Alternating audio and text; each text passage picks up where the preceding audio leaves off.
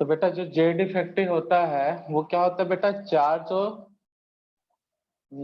Charge of proton, ठीक है ना बेटा, जो कि न्यूक्लियस पर which is present on nucleus. और ये चार्ज क्या करता है बेटा, इलेक्ट्रॉन को अपनी ओर अट्रैक्ट करता है। तो हमेशा याद रखना बेटा, कभी भी जेड इफेक्टिव पूछा तो तुरंत दिमाग में क्या क्लिक होना चाहिए बेटा, चार्ज ऑन इलेक्ट्रॉन। कभी भी जेड इफेक्टिव पूछा तो तुरंत दिमाग में क्या क्लिक होना चाहिए बेटा, charge on electron. Charge on electron.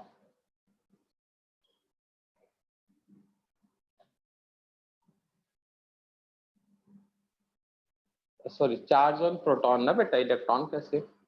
Z effective पूछा तो charge on proton, Z effective हमेशा पूछा तो क्या मान के चलेगा बेटा, चार्ज ऑन प्रोटॉन। प्रोटॉन ही आपका जेड इफेक्टिव, और जेड इफेक्टिव आपका क्या है बेटा, प्रोटॉन। ये दिमाग में अच्छे से बैठा लो, ठीक है ना बेटा। Yes sir. तो जेड इफेक्टिव मतलब प्रोटॉन, प्रोटॉन मतलब जेड इफेक्टिव, ऐसा कंक्लूजन दिमाग में बैठा लो। Trend up to down remains constant, left to right increases. But other product properties को कोरिलेट करने के लिए मान लेते हैं up to down decreases, left to right increases. Next है बेटा, सेकेंड प्रोडक्ट प्रॉपर्टीज क्या था जी,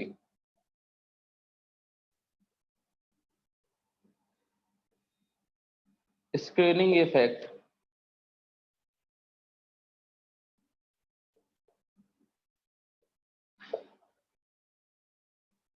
या इसी को बोलते हैं कौन सा इफेक्ट बेटा, शेल्डिंग इफेक्ट। शेल्डिंग।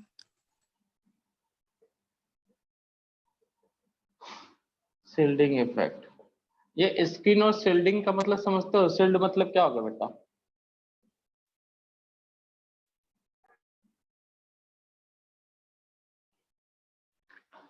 शील्ड मतलब क्या होगा जी, बोलो।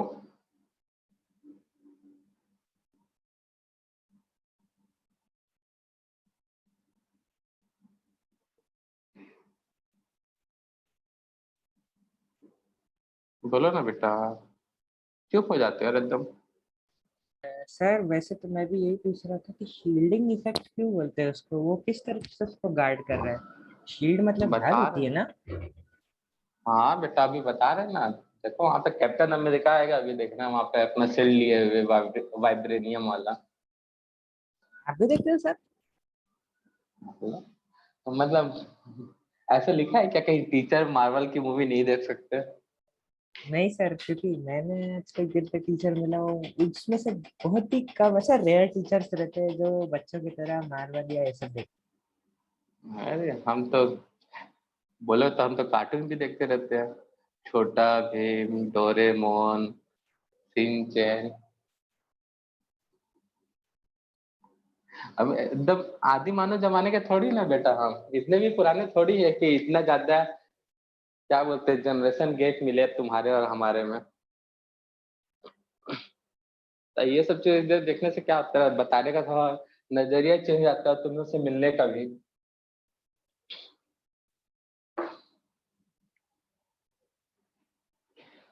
हाँ तो देखो बेटा यहाँ पे, इसका अगर तुम बचपन कैसे करते थे बेटा, 2 8 1, उसी कॉन्सेप्ट को लेकर चलते हैं। ये ऐसे बना लेते हैं, ठीक है ना। तो पहले ऑर्बिट में कितने इलेक्ट्रॉन है जी,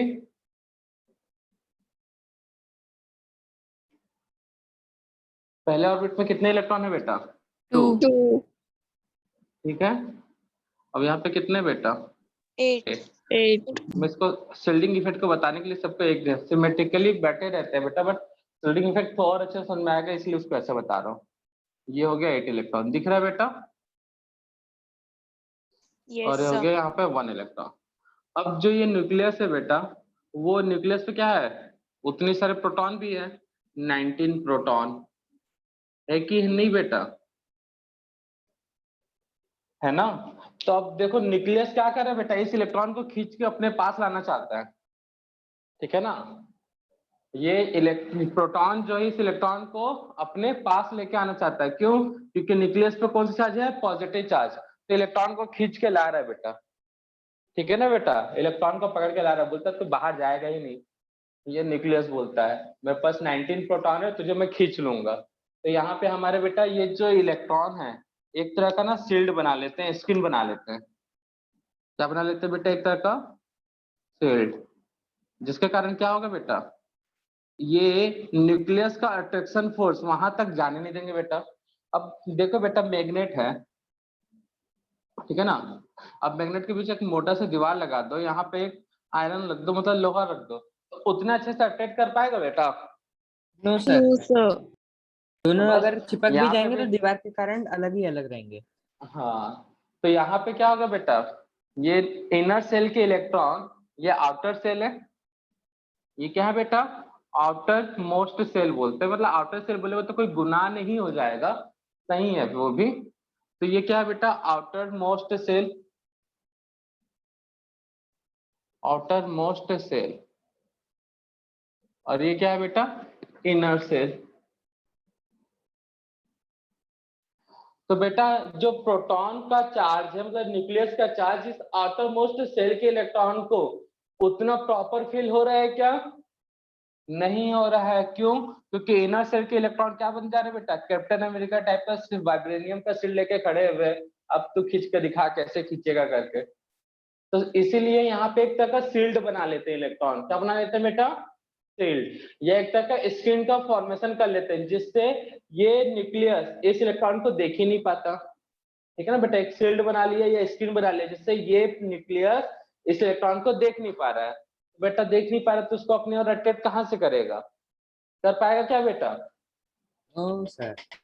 तो इसीलिए इसका नाम क्या पड़ा बेटा, स्क्रीनिंग इफेक्ट और शील्डिंग शील्डिंग इफेक्ट। इफेक्ट। तो शील्डिंग इफेक्ट में एक्चुअल में हुआ क्या बेटा, ये जो आउटर सेल है, आउटर सेल पे इलेक्ट्रॉन है, यहाँ पे न्यूक्लियस है, तो न्यूक्लियस के बीच में एक पूरा क्या लग गया बेटा, पर्दा बन गया, एक या बोलो शील्ड बन गया। तो इलेक्ट्रॉन जो है ये वाला, ये न्यूक्लियस है, वो इसको अपनी ओर अट्रैक्ट कर ही नहीं पाएगा, देखेगा है ही नहीं, आंख लड़ेंगे नहीं, तो उसको अपनी ओर अट्रैक्ट कैसे करेगा? समझ रहे हो ना बच्चा लोग? Yes sir. इसी को बोलते हैं बेटा शील्डिंग इफेक्ट। तो आउटर सेल का जो इलेक्ट्रॉन है वो प्रॉपर उतना चार्ज फील नहीं करता, किसका? न्यूक्लियस का। क्यों बेटा? Inner shell electron act as a shield और स्क्रीन। ठीक है ना बेटा, इनर सेल इलेक्ट्रॉन कैसा एक्ट करते हैं, शील्ड या फिर स्क्रीन की तरह। तो इसलिए इसका नेम क्या पड़ गया बेटा, शील्डिंग ऑफ इफेक्ट या फिर स्क्रीनिंग इफेक्ट। तो नोट करना,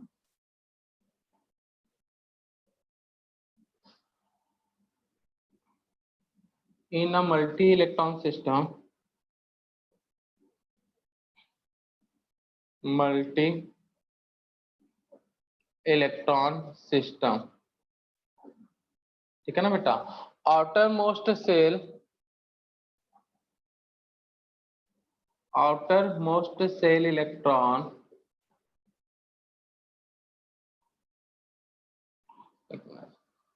in a multi-electron system, the nuclear charge, the nuclear charge on outermost cell electron, the nuclear charge is decreases, charge is decreases on outermost cell due to inner cell electron, because they form as a screen or shield, form screen or shield. Hence this effect is called screening or shielding effect। ठीक है ना बेटा? तो outer most shell के electron पे nucleus का charge थोड़ा कम feel होगा, या मतलब डिक्रीज समझ लो। तो वही रीजन क्या है बेटा, इनर सेल के इलेक्ट्रॉन के कारण, क्योंकि ये शील्ड बन लेते हैं या फिर क्या बन जाएंगे बेटा, स्क्रीन। इसलिए इसका नाम क्या पड़ गया बेटा, शील्डिंग या फिर स्क्रीनिंग इफेक्ट। ठीक है बच्चा लोग, तो क्लियर है। यहाँ पे एक ऑर्डर पूछता है बेटा, हमारे पास कौन कौन से सब सेल है बेटा,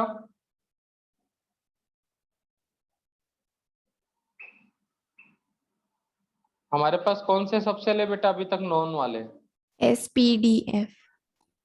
SPDA। तो बताओ किसके इलेक्ट्रॉन अच्छा शील्ड की तरह काम करेंगे बेटा, सर पी।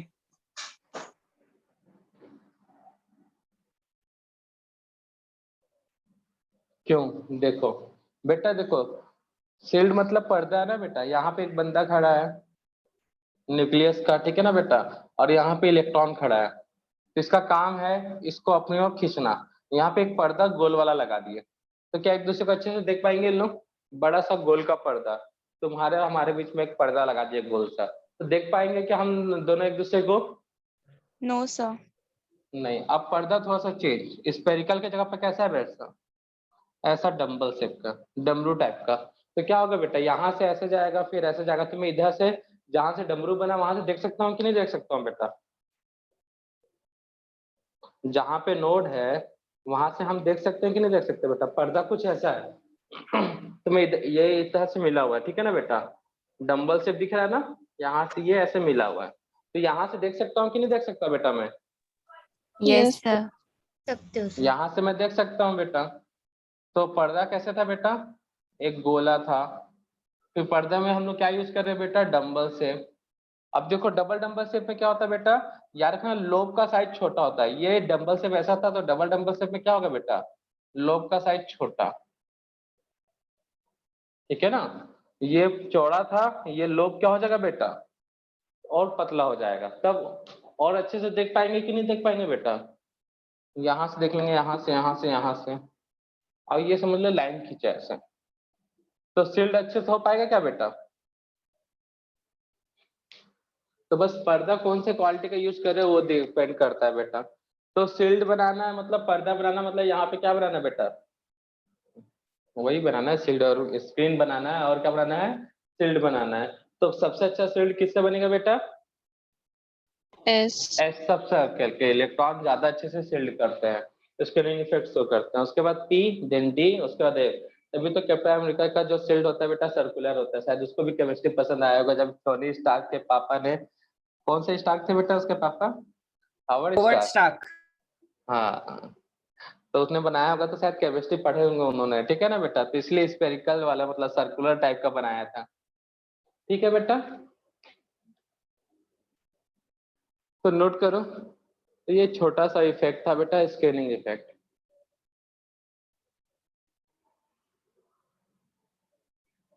तो किसी को तकलीफ है बेटा, स्कैनिंग इफेक्ट कौन सी चिड़िया का नाम है, नो सर।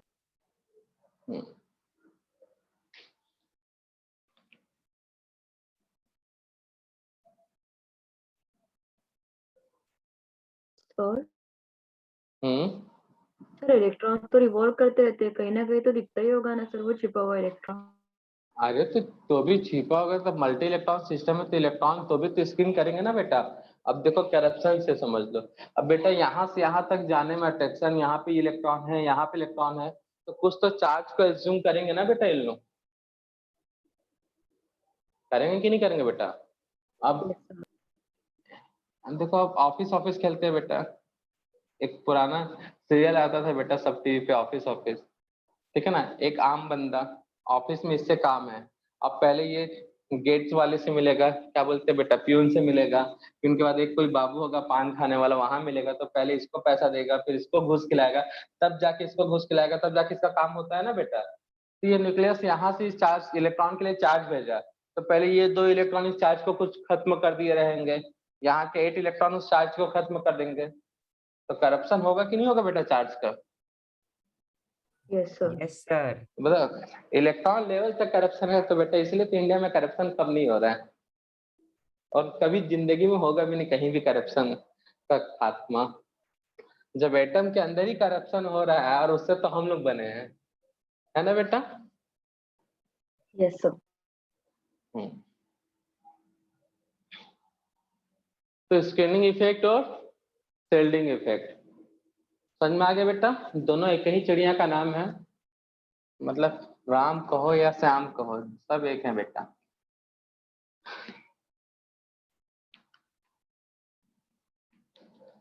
अब नेक्स्ट बेटा शायद एटॉमिक रेडियस या एटॉमिक साइज, यही हेडिंग नोट किए थे ना जी?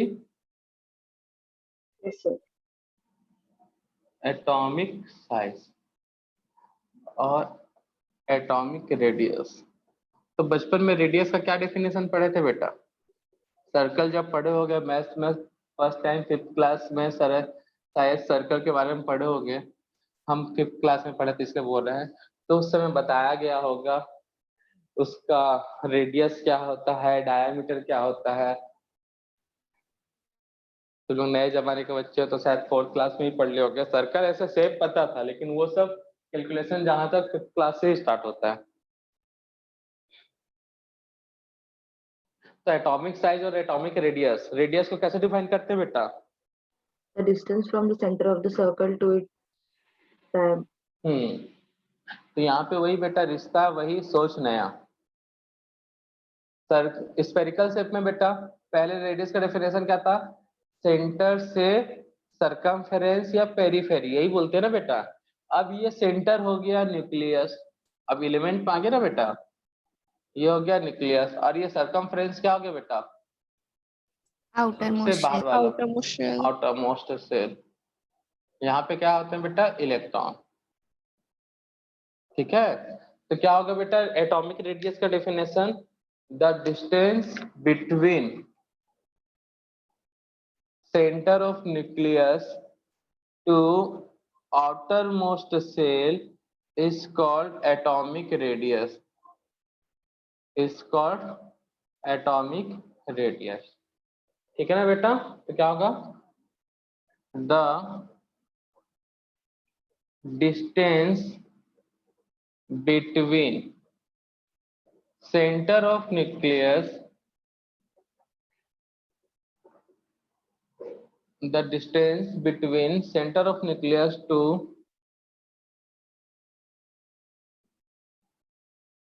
outermost cell electron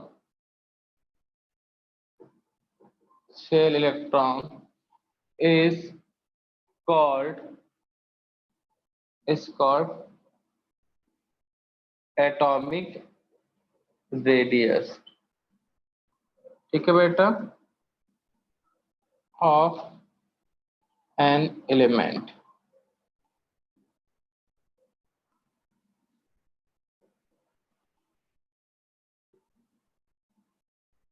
It is represented by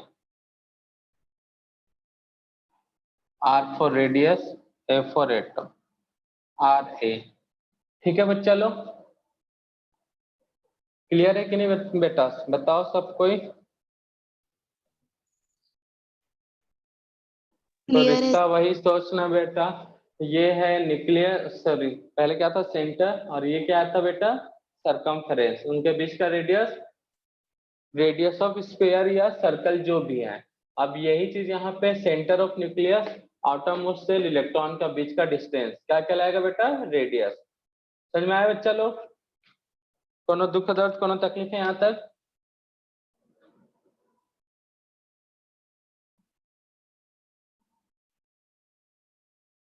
कोई दुख दर्द, कोई तकलीफ यहाँ तक बेटा?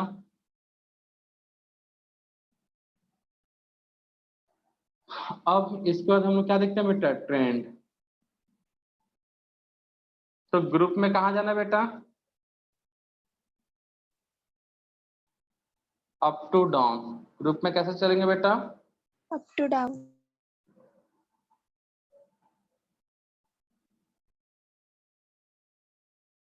और पीरियड में कहा चलेंगे बेटा? Left to right. Left to right. Left to right.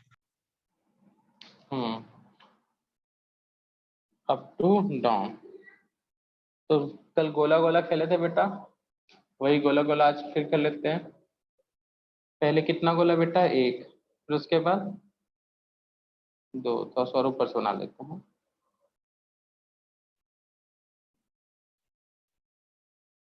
और नीचे तो बेटा गोले पे गोला, उस पे और गोला, इस तरह से। तो मुझे बताओ ऊपर से नीचे जाने पे रेडियस बढ़ेगा कि नहीं बढ़ेगा बेटा? नंबर ऑफ ऑर्बिट बढ़ रहे हैं ना। Yes, sir. तो एटॉमिक रेडियस इंक्रीजेस। इधर जाने पे क्या होता है बेटा? जेड इफेक्टिव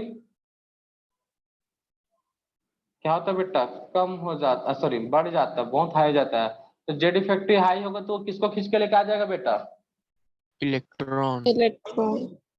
तो इलेक्ट्रॉन को खींच के लेके आ जाएगा, बाहर वाले इलेक्ट्रॉन को खींच के ला जाएगा, तो साइज छोटा हो जाएगा कि नहीं हो जाएगा बेटा? Yes, sir. यस। तो एटॉमिक रेडियस यहाँ पे क्या होगा बेटा? Decreases. Decreases. Up arrow increase के लिए, डाउन एरो डिक्रीज के लिए। तो ये ऑर्बिट वाला बना के रखोगे डायग्राम तो दिक्कत नहीं होगा बेटा, हमेशा याद कर लोगे। नोट करो जल्दी।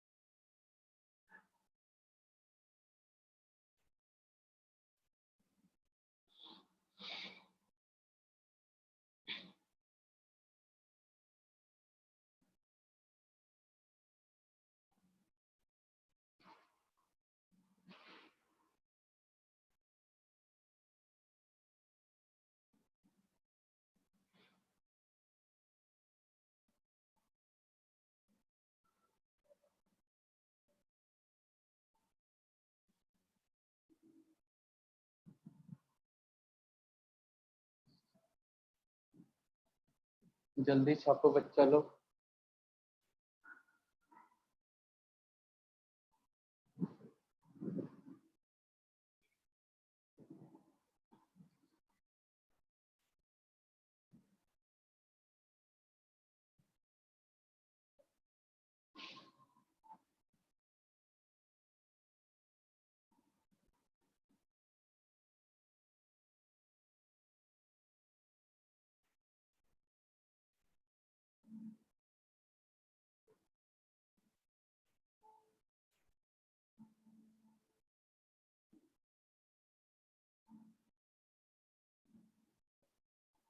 Sir, done.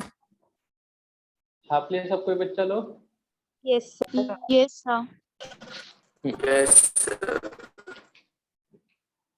चलो देखो अब इसके बाद, और टेस्ट का प्रिपरेशन हो गया बेटा?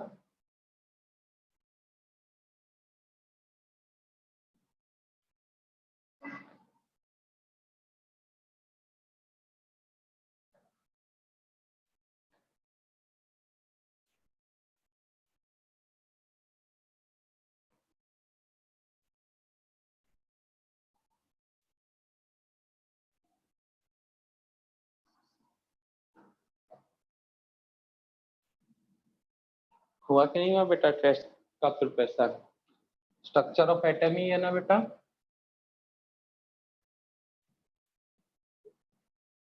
Yes, sir. तो क्या कह रहे थे जी हम? ट्रेंड डिस्कस कर चुके बेटा, लेकिन कई जगह ट्रेंड फॉलो नहीं होता, ठीक है ना बेटा? तो देखते हैं क्यों। एक्सेप्शन मिलेंगे इसमें बहुत सारे एटॉमिक रेडियस में, ठीक है ना बेटा? तो सबसे पहले कुछ टाइप्स ऑफ रेडियस पढ़ लेते हैं, ये सब चीजें के थ्रू हम लोग का एक्सेप्शनल चीजें पहचानने में दिक्कत कम होगा। Types of radius. अब जो एटम होते हैं बेटा मेटल होते हैं, मेटलॉइड होते हैं, नॉन मेटल होते हैं कि नहीं होते बेटा? Yes sir. होते हैं कि नहीं जी? और एटम का साइज इतना छोटा है ना बेटा, इतना छोटा कि उसका रेडियस ना परफेक्ट मेजर करना थोड़ा दिक्कत वाली बात है। तो एटम का रेडियस ना फाइंड आउट करके क्या फाइंड आउट करते हैं बेटा? उनके मॉलिक्यूल्स के थ्रू उनका रेडियस निकाला जाता है, ठीक है ना बेटा? उनके किसके मॉलिक्यूल्स या उनके कंपाउंड के थ्रू उनका रेडियस पता किया जाता है। तो देखो बेटा, सबसे पहले टाइप देख लेते हैं, कितने टाइप के हैं बेटा? कितने टाइप के हैं जी? कोई पढ़े हो कभी?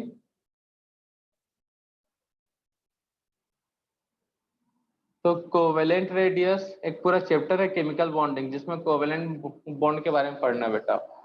कोवेलेंट रेडियस, तो रेडियस के लिए आर, ठीक है ना बेटा? रेडियस के लिए आर, कोवेलेंट के लिए सी कर लेता हूं, आर सी, ठीक है बेटा?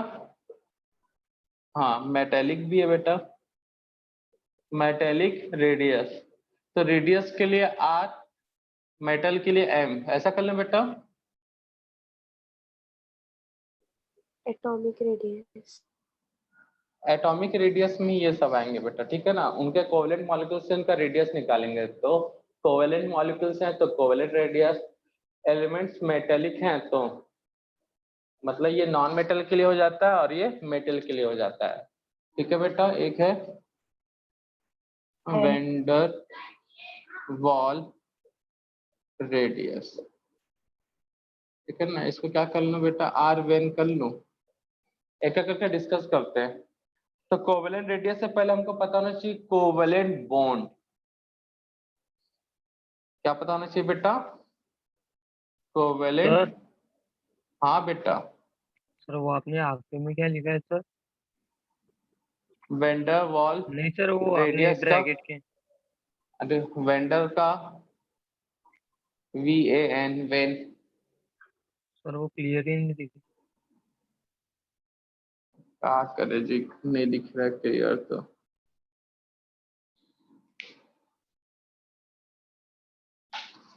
ठीक है बेटा, तो सबसे पहले पता होना चाहिए कोवेलेंट बॉन्ड। तो जितने भी नॉन मेटल्स होते हैं बेटा, कौन से हैं? Non metal. तो नॉन मेटल के बीच जो बॉन्ड होता है बेटा, उनको हम लोग कौन सा बॉन्ड बोलते हैं बेटा? Covalent bond. वो किससे बनता है बेटा? Mutual sharing of electron. Sharing of electron. अगर इसका हिंदी नेम पढ़ोगे ना बेटा, सुनोगे तो होता है सहसंयोजी। संयोजी मतलब संयोग, ठीक है ना बेटा? संयोग मतलब समझ, एक दूसरे को एक साथ रखना, सा मतलब एक दूसरे के साथ, ठीक है बेटा? तो कोवेलेंट बॉन्ड मतलब क्या होता है बेटा? एक दूसरे के हेल्प से बनेगा। वो किससे बनेगा बेटा? एक दूसरे के आपसी हेल्प से। जैसे क्लोरीन, अब बॉन्ड क्यों बनाते हैं बेटा, मालूम है क्या किसी को? एलिमेंट बॉन्ड क्यों बनाते हैं? स्टेबल होने। Stabilization. स्टेबल होने के लिए, ठीक ना? हर कोई एलिमेंट अपने आप को स्टेबल करना चाहता है। हर कोई एलिमेंट अपने आप को क्या करना चाहता है बेटा? स्टेबल, ठीक है? और स्टेबल होने का क्राइटेरिया क्या है बेटा? यहाँ पे केमिस्ट्री में स्टेबल होने का क्राइटेरिया क्या है बेटा? ऑक्टेट या ड्यूप्लेट। हाँ, एलिमेंट छोटा हुआ लाइक हीलियम तो डुप्लेट, मतलब 2 इलेक्ट्रॉन आउटर सेल में। अगर एलिमेंट हीलियम से बड़ा है तो उसका ऑक्टेट होना चाहिए कंप्लीट। तो हमारे पूरे पीरियोडिक टेबल में, मॉडर्न पीरियोडिक टेबल में एक ग्रुप है जिसके एलिमेंट स्टेबल है बेटा। कौन है वो? Noble gas. Noble gas. Noble gas, 0 group या 18 ग्रुप, ठीक है ना बेटा? तो 18 ग्रुप हमारा क्या है बेटा? जो ग्रुप 18 के एलिमेंट है वो सब स्टेबल है, मतलब पीरियोडिक टेबल के साधु संत महात्मा बेटा। उनको दुनियादारी से कोई मतलब नहीं है। बाजू में कार्बन हाइड्रोजन के साथ रिएक्ट कर रहा है, इसके साथ रिएक्शन कर रहा है, इसके साथ अपनी दुनिया बसा रहा है। बाजू में क्या है, इसी लाइन में क्या है? नियॉन। उसको कोई मतलब नहीं, जाओ जो करना है करो। तो मतलब ये हमारे साधु सन्यासी हैं बेटा, helium, neon, argon, krypton, xenon, radon, ठीक है ना बेटा? क्या बोलते हैं, ब्रह्मत्व को प्राप्त कर चुके हैं बेटा। इनको, ये संसार से परे हो चुके हैं, इनको किसी से कोई मतलब नहीं होता, ठीक है? और इन्हीं के जैसे बाकी सब एलिमेंट बनना चाहते हैं, मतलब अपना ऑक्टेट क्या करना चाहते हैं बेटा? कंप्लीट। क्योंकि हीलियम के पास है, छोटा एलिमेंट है तो 2 इलेक्ट्रॉन होना चाहिए। बाकी सबके पास 8 8 8 ऑक्टेट कंप्लीट है बेटा, सबका सबका ऑक्टेट क्या है बेटा, कंप्लीट। तो सभी एलिमेंट बॉन्ड बनाते क्यों है बेटा, या किसी एलिमेंट के साथ रिएक्शन क्यों करते हैं, ताकि उनका ऑक्टेट कैसे भी कंप्लीट हो जाए। समझ में आया बच्चा लोग। तो यहाँ पे क्लोरीन के पास कितने इलेक्ट्रॉन है जी, 1 2 3 4 5 6 7। आउटर सेल में कितने इलेक्ट्रॉन है बेटा, 7। बता दिया हूँ आउटर सेल में इलेक्ट्रॉन निकालने का तरीका, 1 to 12 तक जो नंबर है ग्रुप नंबर वही हमारा इक्वल है बेटा वैलेंस सेल इलेक्ट्रॉन, और ग्रुप 13 से टू 18 तक वैलेंस इलेक्ट्रॉन इक्वल टू क्या है बेटा, valence electron equal to group number -10। तो क्लोरीन कौन से ग्रुप से बिलोंग करता है जी, ग्रुप 17 से। तो 10 माइनस करो तो कितना बचेगा, 7। तो क्लोरीन के पास आउटर सेल में 7 या वैलेंस सेल में कितने इलेक्ट्रॉन है, 7। इसको ऑक्टेट कंप्लीट होने के लिए क्या चाहिए बेटा, एक इलेक्ट्रॉन, एक इलेक्ट्रॉन। इसको भी ऑक्टेट कंप्लीट करने के लिए चाहिए 1 इलेक्ट्रॉन। तो दोनों क्लोरीन आपस में आए, बात किए, भाई देख तेरे को भी 1 इलेक्ट्रॉन चाहिए, मुझे भी 1 इलेक्ट्रॉन चाहिए, तो मुझे 1 इलेक्ट्रॉन दे दे, तो दे दिया। तो ऑक्टेट इसका कंप्लीट हो गया। ए वाला क्लोरीन बोला मेरा तो ऑक्टेट कंप्लीट हो गया, बी बोला भाई ये तो गलत हो गया यार, मेरे साथ तो धोखा हो गया, मेरा तो 6 इलेक्ट्रॉन है। तो वो बोलता है ए वाला चल तू रख ले दोनों। अब बी का ऑक्टेट कंप्लीट हो गया, ए नाराज, तब करे तो करे क्या, बोलते हैं एक काम करते हैं ना भाई, दूसरा रास्ता अपनाते हैं, ये इलेक्ट्रॉन तेरा भी रहेगा मेरा भी रहेगा, मतलब दोनों एक दूसरे का क्या कर लेते हैं बेटा, शेयरिंग कर लेते हैं। दोनों एक दूसरे का क्या कर लेते हैं, एक इलेक्ट्रॉन शेयरिंग, क्योंकि ये इसको दे रहा था इसका ऑक्टेट कंप्लीट, बी ए को दे रहा था ए का ऑक्टेट कंप्लीट, दोनों का एक साथ में हो नहीं रहा था। तो दोनों ने क्या किया, अपने इलेक्ट्रॉन को बेटा शेयरिंग में ला लिया। कैसे देखो, इसके पास क्रॉस कर लेता ना इलेक्ट्रॉन कैसे, इसका एक इलेक्ट्रॉन इसका। तो देखो बेटा इसको हटाऊंगा तो ये क्लोरीन का ऑक्टेट का दिख रहा है कि नहीं दिख रहा, कंप्लीट होते हुए। यस सर, इस क्लोरीन का ऑक्टेट कंप्लीट होते हुए दिख रहा है कि नहीं दिख रहा बेटा, यस सर, दोनों खुश हो गए बेटा, बन गया क्या, Cl2। समझ में आया बेटा। तो कोवेलेंट बॉन्ड कैसे बनता है बेटा, बाय शेयरिंग ऑफ इलेक्ट्रॉन। अब हम लोग बात कर रहे हैं रेडियस ना जी, हम लोग किसकी बात कर रहे हैं बेटा, रेडियस। ये पहला क्लोरीन और ये दूसरा क्लोरीन, इसका न्यूक्लियस ये और ये इसका न्यूक्लियस, ये मर्ज हो चुका ना बेटा। तो ये क्या होगा बेटा, इंटर न्यूक्लियस डिस्टेंस, एक न्यूक्लियस से दूसरे न्यूक्लियस का डिस्टेंस, तो क्या बोलेंगे बेटा, इंटर न्यूक्लियस डिस्टेंस। और इस डिस्टेंस को क्या बोलते हैं बेटा, inter nucleus distance between covalent molecule, ठीक है ना बेटा। तो इस बॉन्ड को क्या बोलेंगे बेटा, hence this bond और डिस्टेंस, इस डिस्टेंस को ही हम लोग क्या बोलते हैं बेटा, कोवेलेंट बॉन्ड। क्या बोलते हैं जी, कोवेलेंट बॉन्ड। अब इस बॉन्ड को हाफ कर दिया जाए, इस बॉन्ड को क्या कर दे बेटा, हाफ, इसको बोलेंगे क्या, कोवेलेंट रेडियस। क्या बोलेंगे बेटा, the half distance between covalent bond is called covalent radius। तो समझ में आया बेटा। तो कोवेलेंट बॉन्ड कैसे बनता है, बाय शेयरिंग ऑफ इलेक्ट्रॉन, ठीक है ना। तो अब शेयरिंग इलेक्ट्रॉन, तो ये पहला क्लोरीन है, ये सेकेंड है, दोनों के बीच के न्यूक्लियस का डिस्टेंस कोवेलेंट बॉन्ड, या फिर डिस्टेंस, हाँ कोवेलेंट बॉन्ड है बेटा। और ये जो डिस्टेंस है उसका हाफ जो है, द, ये क्या लिखा है यार मैं, the half distance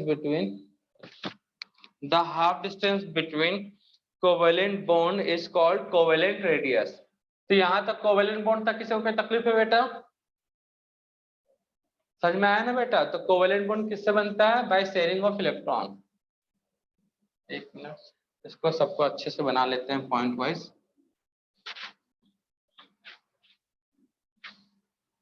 ये सर्कल को थोड़ा सा बड़ा बना लेता ना बेटा, ताकि कई लोगों को नोट करने में दिक्कत ना हो।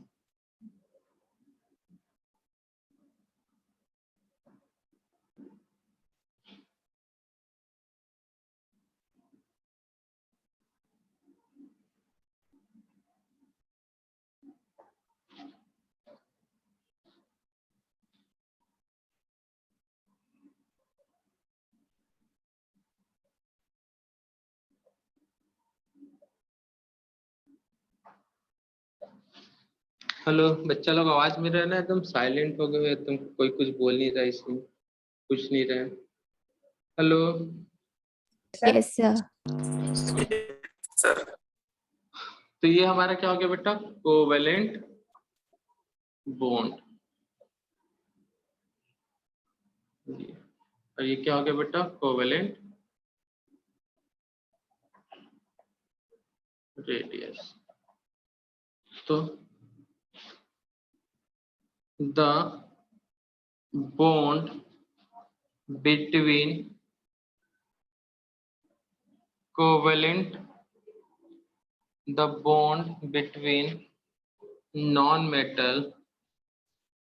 non-metallic element is called, क्या कहेंगे बेटा? covalent bond, and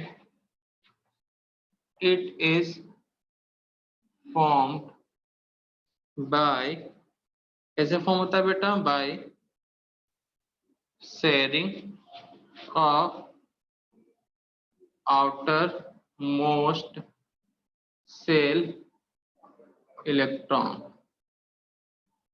ठीक है ना बेटा? तो पहला पॉइंट ये है। Second, the half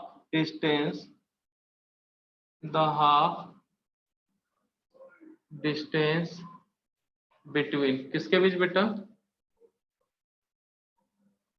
between internucleus of covalent bonded element is called, क्या कहेंगे बेटा इसे? Covalent radius.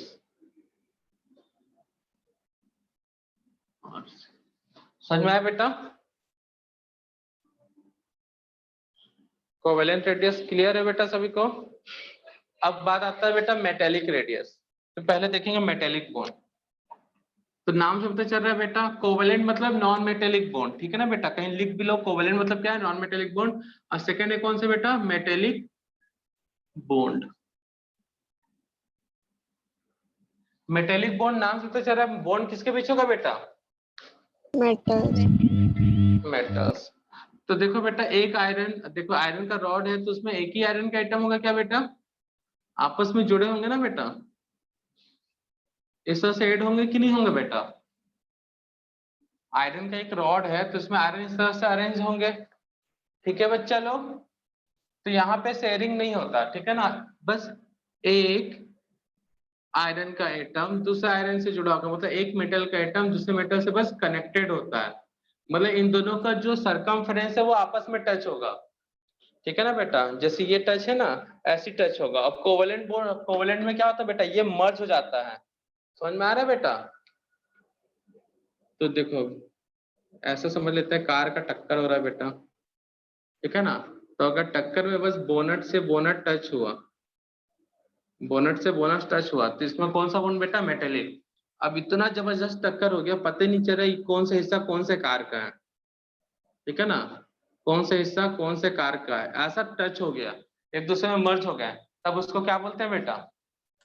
Covalent bond. ठीक है ना बेटा। तो अगर खतरनाक टाइप का एक्सीडेंट हुआ तो कोवेलेंट बॉन्ड, अब बस आके सामने से ऐसे लड़े बस, ठीक है ना, तो उसका हम लोग कौन सा बोलेंगे बेटा?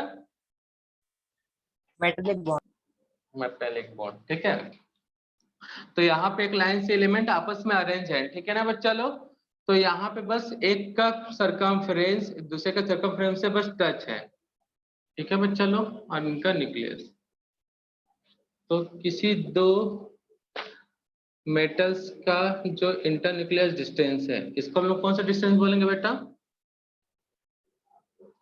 Metallic bond. और इस डिस्टेंस का क्या कर लें जी? इस डिस्टेंस का क्या कर लें? हाफ। तो इस हाफ को क्या बोलेंगे? मेटेलिक रेडियस, ठीक है ना बेटा। तो मेटेलिक बॉन्ड क्या होगा बेटा, कैसे डिफाइन करेंगे? The inter nucleus distance between two metal is called metallic bond, ठीक है ना। the internuclear distance between two metal is called metallic bond and the half value of this is called, क्या कहेंगे जी? metallic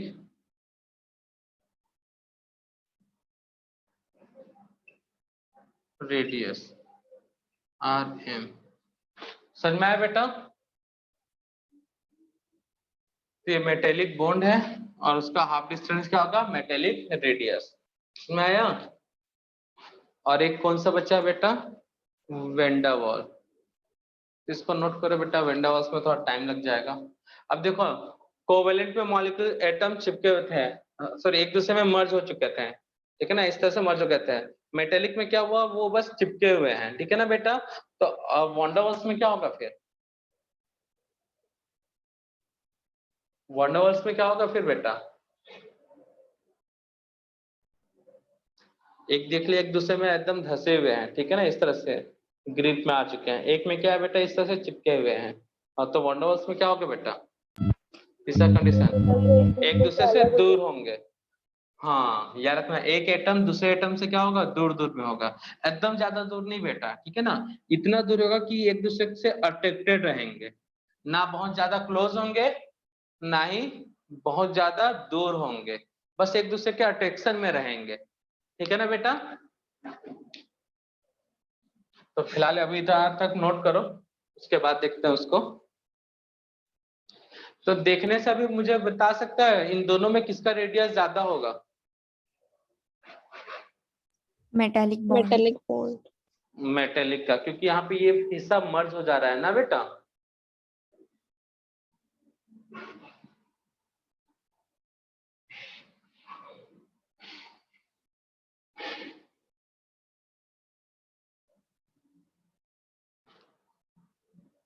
अब वंडावल्स समझ ही गए होगे, थोड़ा सा डिस्टेंस दूर है, तो तीनों में कौन सा बॉन्ड ज्यादा बड़ा होगा? वांडावॉल्स। वंडावल्स, वेरी गुड।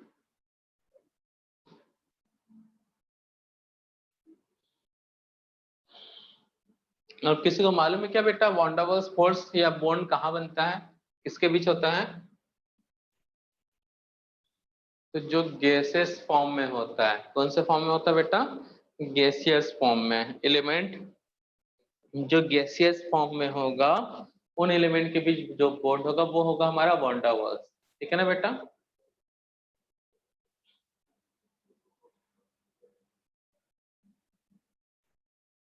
वंडावल्स फोर्स मॉलिक्यूल्स में भी मिलेगा और एलिमेंट में भी मिलेगा, ठीक है बेटा।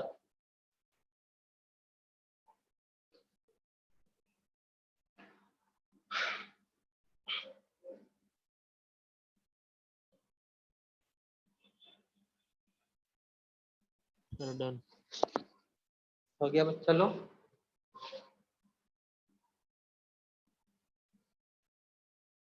तो वॉन्डर वॉल्स बोन टाइम को हो गया है। या फिर हाँ वही बोल रहा हूँ, उसको कल करेंगे ना, तो भी कंटिन्यूट कर लो उसको।